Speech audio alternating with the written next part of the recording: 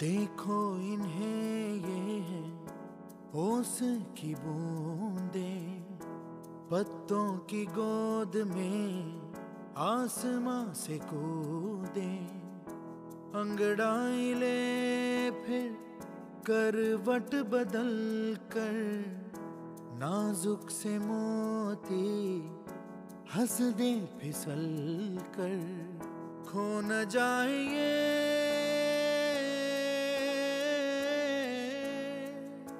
तारे जमीन पर। আজি যেটো আমি পাতি আছো সম্ভৱ নহ'লেহেঁতেন if Jojo and Prakash would not have been here. Thank you very much, Prakash. Thank you, Jojo. ये तो है सर्दी में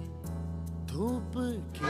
এই ষ্টৰীক আমি অভিনন্দন জনাইছোঁ এনেকুৱা এটা খুব সুন্দৰ কাম কৰি থকাৰ বাবে সমাজৰ কাৰণে আৰু এনেকুৱা এটা পদক্ষেপত যদি আমি সহযোগ কৰিব পাৰোঁ আমি ডেফিনেটলি বহুত সুখী হ'ম আৰু আজি তেওঁলোকে এটা আমাক অনুষ্ঠান পাতি দিলে য'ত আমি সহযোগ কৰিব পাৰিলোঁ আমাৰ স্কুলৰ ফালৰ পৰা DPS ঢালিগাঁও আৰু আমাৰ যিখিনি ছাত্ৰ ছাত্ৰী তেওঁলোকক আমি লৈ আহিছিলোঁ তেওঁলোকে এটা ফাণ্ড জেনেৰেট কৰিছিলে তো আজি এইখিনি সৰু সৰু কণ কণ ছাত্ৰ ছাত্ৰীসকলক আমি বিদ্যালয়ৰ বাখৰাপাৰা প্ৰাথমিক বিদ্যালয়ৰ ল'ৰা ছোৱালীখিনিক দিব পাই আমি খুব সুখী হৈছোঁ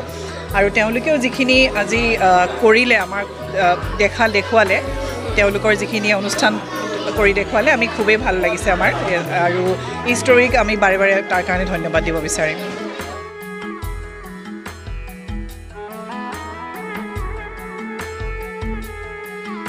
মই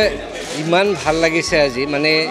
ই ষ্টৰীক মই অভিনন্দনৰ শুভেচ্ছা জনাইছোঁ কাৰণ সিহঁতে আমাক এটা সুবিধা দিছে এটা সুযোগ কৰি দিছে আজি আমি এই কণমণি ছাত্ৰবিলাকক কিবা এটা সিহঁতৰ কাৰণে এটা কিবা কৰিব পাৰিছোঁ মানে নিজৰ ফেমিলিৰ মেম্বাৰ যেন লাগিছে মানে সিহঁতৰ কাৰণে কিবা এটা কৰিছোঁ সেইটোৱে আমাৰ ভাল লাগিছে আমি ভৱিষ্যতো এনেকৈ প্ৰচেষ্টা চলাই থাকিম আমাৰ ফালৰ পৰা DPS ঢালিগাঁৱৰ পৰা থেংক ইউ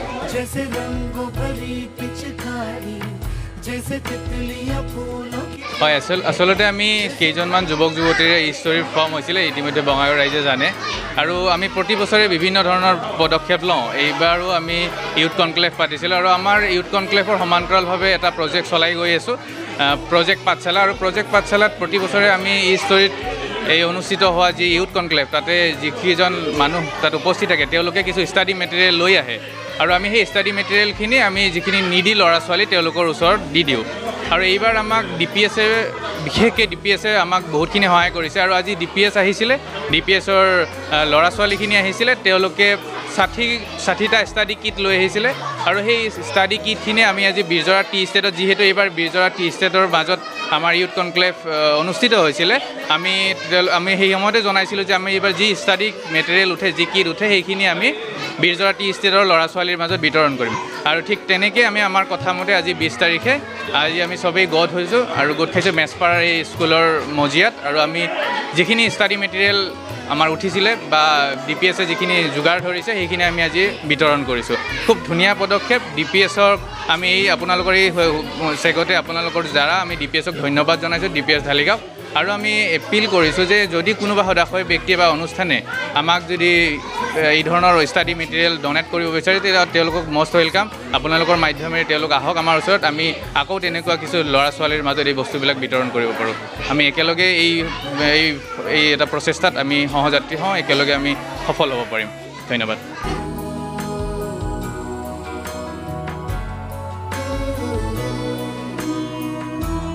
हमने पढ़े लिखे अच्छा आदमी हुआ तो सब ध्यान हमने के पढ़े लिखे लगी बच्चा में ठीक है कोई और भी हम लोग को वैसे ही हेल्प करे क्योंकि हमारा यहाँ का सिचुएशन ऐसा मतलब अगर हेल्प करते रहेंगे तो हम लोग का बच्चे भी आगे जाएंगे और हम लोग को भी अच्छा लगेगा We are really very happy to be part of this program. कैसा लग रहा है अच्छा लग रहा है अच्छा लग रहा है ये है बुजुर्गों के